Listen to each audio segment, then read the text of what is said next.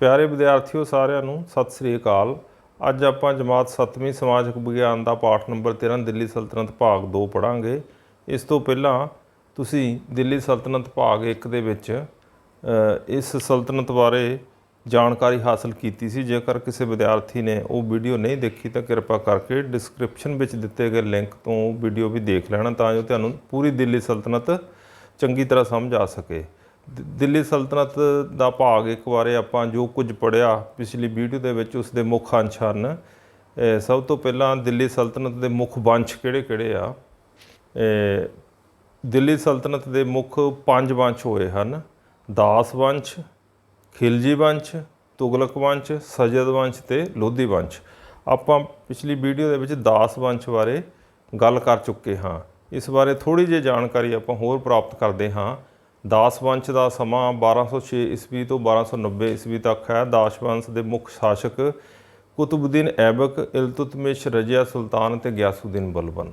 ਪਿਆਰੇ ਵਿਦਿਆਰਥੀਓ, ਇਹਨਾਂ ਤਸਵੀਰਾਂ ਨੂੰ ਦੇਖ ਕੇ ਤੁਸੀਂ ਭਲੀ ਭਾਂਤ ਦਾਸ ਵੰਸ਼ ਦੇ ਦਿੱਲੀ ਸਲਤਨਤ ਨਾਲ ਸੰਬੰਧਿਤ ਜਿਹੜੇ ਸ਼ਾਸਕ ਆ ਉਹਨਾਂ ਬਾਰੇ ਜਾਣਕਾਰੀ ਹਾਸਲ ਕਰ ਲਈ ਹੋਵੇਗੀ। ਹੁਣ ਆਪਾਂ ਉਸ ਤੋਂ ਦਿੱਲੀ ਸਲਤਨਤ ਦਾ ਅਗਲਾ ਵੰਸ਼ ਖਿਲਜੀ ਵੰਸ਼, ਜਿਸ ਨੇ 1290 ਤੋਂ 1320 ਈਸਵੀ ਤੱਕ ਰਾਜ ਕੀਤਾ, ਉਸ ਦੇ ਬਾਰੇ ਪੜ੍ਹਾਂਗੇ।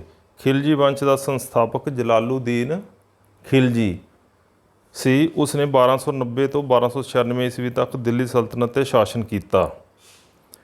ਅਲਾਉਦੀਨ ਖਿਲਜੀ 1296 ਈਸਵੀ ਵਿੱਚ ਜਲਾਲੂਦੀਨ ਖਿਲਜੀ ਨੂੰ ਕਤਲ ਕਰਕੇ ਦਿੱਲੀ ਸਲਤਨਤ ਦੀ ਰਾਜਗੱਦੀ ਉੱਤੇ ਬੈਠਿਆ, ਜੋ ਉਸ ਦਾ ਭਤੀਜਾ ਅਤੇ ਜਵਾਈ ਸੀ। ਅਲਾਉਦੀਨ ਖਿਲਜੀ ਖਿਲਜੀ ਵੰਸ਼ ਦਾ ਪ੍ਰਸਿੱਧ ਸ਼ਾਸਕ ਅਲਾਉਦੀਨ ਖਿਲਜੀ ਸੀ। ਉਸਨੇ 1296 ਤੋਂ 1316 ਈਸਵੀ ਤੱਕ ਰਾਜ ਕੀਤਾ।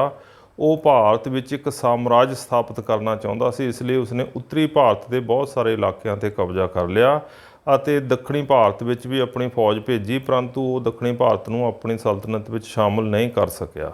ਇਸ ਤੋਂ ਇਲਾਵਾ ਅਲਾਉਦੀਨ ਖਿਲਜੀ ਨੇ ਕੁਝ ਆਰਥਿਕ ਸੁਧਾਰ ਕੀਤੇ, ਜਿਸ ਦੇ ਵਿੱਚ ਉਸਨੇ ਜ਼ਰੂਰੀ ਚੀਜ਼ਾਂ ਦੀਆਂ ਕੀਮਤਾਂ ਨਿਸ਼ਚਿਤ ਕੀਤੀਆਂ ਔਰ ਕੀਮਤਾਂ ਜਿਹੜਾ ਦੁਕਾਨਦਾਰ ਕੀਮਤਾਂ ਦੀ ਉਲੰਘਣਾ ਕਰਦਾ ਸੀ ਔਰ ਕੀਮਤਾਂ ਨੂੰ ਵਧਾਉਂਦਾ ਸੀ, ਉਸ ਨੂੰ ਕਠੋਰ ਸਜ਼ਾ ਦਿੱਤੀ ਜਾਂਦੀ ਸੀ। ਇਸ ਤਰ੍ਹਾਂ ਉਸਨੇ ਮੰਡੀ ਅਫਸਰਾਂ ਦੀ ਵੀ ਨਿਯੁਕਤੀ ਕੀਤੀ ਤਾਂ ਕਿ ਕੀਮਤਾਂ ਦੇ ਭਾਅ ਨਾ ਵੱਧ ਸਕਣ। ਇਸੇ ਤਰ੍ਹਾਂ ਅਲਾਉਦੀਨ ਖਿਲਜੀ ਨੇ ਸੈਨਿਕ ਸੁਧਾਰ ਵੀ ਕੀਤੇ। ਉਸਨੇ ਸੈਨਿਕਾਂ ਦਾ ਹੁਲੀਆ ਲਿਖਣ ਅਤੇ ਘੋੜਿਆਂ ਨੂੰ ਦਾਗਣ ਦੀ ਪ੍ਰਥਾ ਸ਼ੁਰੂ ਕੀਤੀ ਅਤੇ ਸੈਨਿਕਾਂ ਨੂੰ ਨਗਦ ਤਨਖਾਹ ਦੇਣੀ ਸ਼ੁਰੂ ਕੀਤੀ। ਇਸ ਦੇ ਨਾਲ ਹੀ ਉਸੇ ਗੁਪਤਚਰਾਂ ਨੂੰ ਰੁਜ਼ਗਾਰ ਵੀ ਦਿੱਤਾ।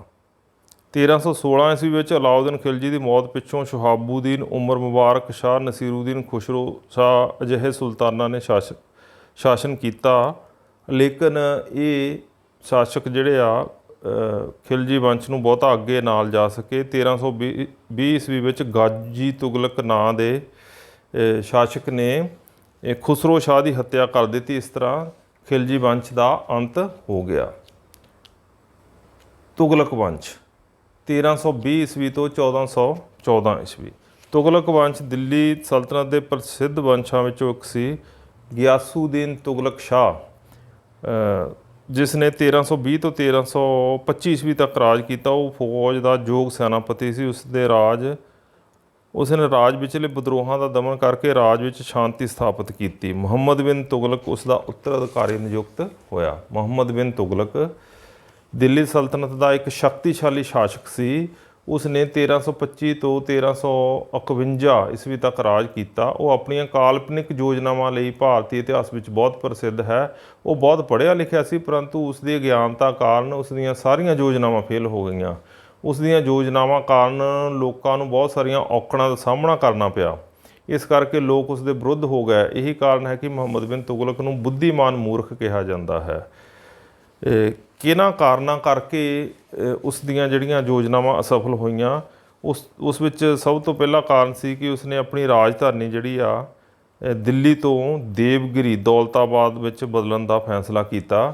ਇਸ ਨਾਲ ਬਹੁਤ ਸਾਰੇ ਲੋਕ ਜਿਹੜੇ ਆ ਉਹ ਪਰੇਸ਼ਾਨ ਹੋਏ ਅਤੇ ਬਹੁਤ ਸਾਰੇ ਲੋਕ ਉਸ ਦੇ ਨਾਲ ਜਿਹੜੇ ਜਾ ਰਹੇ ਸੀਗੇ ਦੌਲਤਾਬਾਦ, ਉਹ ਰਸਤੇ ਵਿੱਚ ਹੀ ਮਰ ਗਏ। ਇਸ ਕਰਕੇ ਉਸਨੇ ਦੁਬਾਰਾ ਫਿਰ ਦਿੱਲੀ ਵਾਪਸ ਪਰਤਣ ਦਾ ਫੈਸਲਾ ਕੀਤਾ। ਇਸ ਤਰ੍ਹਾਂ ਉਸ ਦੀ ਰਾਜਧਾਨੀ ਬਦਲਣ ਦੀ ਯੋਜਨਾ ਜਿਹੜੀ ਉਹ ਸਫਲ ਹੋ ਗਈ। ਇਸ ਦੇ ਨਾਲ ਹੀ ਉਸ ਦਾ ਇੱਕ ਹੋਰ ਜਿਹੜਾ ਅਸਫਲ ਕੰਮ ਸੀ ਉਹ ਸੀ ਕਾਂਸੇ ਦੇ ਸਿੱਕੇ ਜਾਰੀ ਕਰਨਾ। 1330 ਈਸਵੀ ਵਿੱਚ ਮੁਹੰਮਦ ਬਿਨ ਤੁਗਲਕ ਨੇ ਕਾਂਸੇ ਦੇ ਸਿੱਕੇ ਜਾਰੀ ਕੀਤੇ। ਇਸ ਸਮੇਂ ਦੌਰਾਨ ਸੰਸਾਰ ਵਿੱਚ ਚਾਂਦੀ ਦੀ ਕਮੀ ਸੀ, ਇਸ ਲਈ ਮੁਹੰਮਦ ਬਿਨ ਤੁਗਲਕ ਨੇ ਚਾਂਦੀ ਦੇ ਟਕੇ ਦੀ ਥਾਂ ਕਾਂਸੇ ਦੇ ਸਿੱਕੇ ਜਾਰੀ ਕੀਤੇ। ਉਹਨਾਂ ਦੀ ਕੀਮਤ ਚਾਂਦੀ ਦੇ ਸਿੱਕਿਆਂ ਦੇ ਬਰਾਬਰ ਸੀ, ਪਰੰਤੂ ਉਸ ਦੀ ਇਹ ਯੋਜਨਾ ਵੀ ਸਫਲ ਰਹੀ ਕਿਉਂਕਿ ਲੋਕਾਂ ਨੇ ਵੱਡੀ ਗਿਣਤੀ ਵਿੱਚ ਨਕਲੀ ਸਿੱਕੇ ਬਣਾ ਲਏ।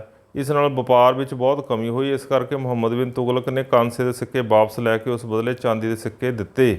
ਲੋਕਾਂ ਨੇ ਵੱਡੀ ਮਾਤਰਾ ਵਿੱਚ ਕਾਂਸੀ ਦੇ ਨਕਲੀ ਸਿੱਕੇ ਬਣਾ ਲਏ ਅਤੇ ਬਦਲੇ ਵਿੱਚ ਸਰਕਾਰ ਪਾਸੋਂ ਚਾਂਦੀ ਦੇ ਸਿੱਕੇ ਪ੍ਰਾਪਤ ਕੀਤੇ। ਇਸ ਕਰਕੇ ਰਾਜ ਦਾ ਖਜ਼ਾਨਾ ਖਾਲੀ ਹੋ ਗਿਆ।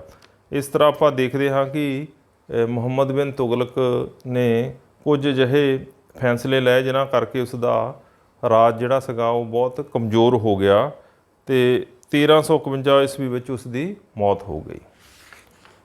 ਫਿਰੋਜ਼ ਸ਼ਾਹ ਤੁਗਲਕ। ਮੁਹੰਮਦ ਬਿਨ ਤੁਗਲਕ ਦੀ ਮੌਤ ਹੋ ਜਾਣ ਪਿੱਛੋਂ ਫਿਰੋਜ਼ ਸ਼ਾਹ ਤੁਗਲਕ ਦਿੱਲੀ ਸਲਤਨਤ ਦਾ ਸੁਲਤਾਨ ਬਣਿਆ। ਉਸਨੇ 1351 ਤੋਂ 1388 ਈਸਵੀ ਤੱਕ ਸ਼ਾਸਨ ਕੀਤਾ। ਫਿਰੋਜ਼ ਸ਼ਾਹ ਨੇ ਲੋਕਾਂ ਦੀਆਂ ਭਲਾਈ ਲਈ ਕਈ ਯੋਜਨਾਵਾਂ ਸ਼ੁਰੂ ਕੀਤੀਆਂ। ਉਸਨੇ ਕਈ ਨਹਿਰਾਂ, ਤਲਾਬ, ਖੂਹ, ਹਸਪਤਾਲ, ਸਰਾਵਾਂ ਆਦਿ ਬਣਵਾਏ।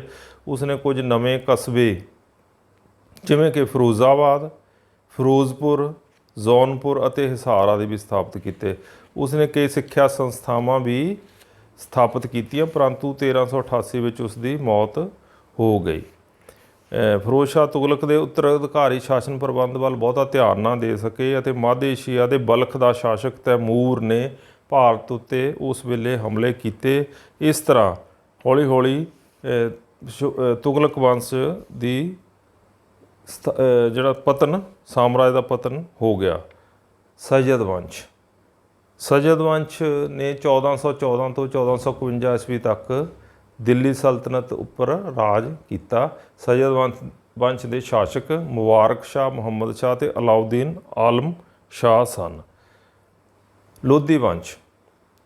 ਲੋਧੀ ਵੰਸ਼ ਦੇ ਸ਼ਾਸਕ ਲੋਧੀ ਬਹਿਲੋਲ ਲੋਧੀ ਵੰਸ਼ ਦਾ ਸੰਸਥਾਪਕ ਸੀ। ਉਸਨੇ ਦੇਸ਼ ਵਿੱਚ ਸ਼ਾਂਤੀ ਅਤੇ ਕਾਨੂੰਨ ਕਾਇਮ ਕੀਤਾ। 1488 ਈਸਵੀ ਵਿੱਚ ਉਸ ਦੀ ਮੌਤ ਹੋ ਗਈ। ਇਸ ਕਰਕੇ ਉਸ ਦਾ ਪੁੱਤਰ ਸਿਕੰਦਰ ਲੋਧੀ ਉਸ ਦਾ ਉੱਤਰਾਧਿਕਾਰੀ ਨਿਯੁਕਤ ਹੋਇਆ।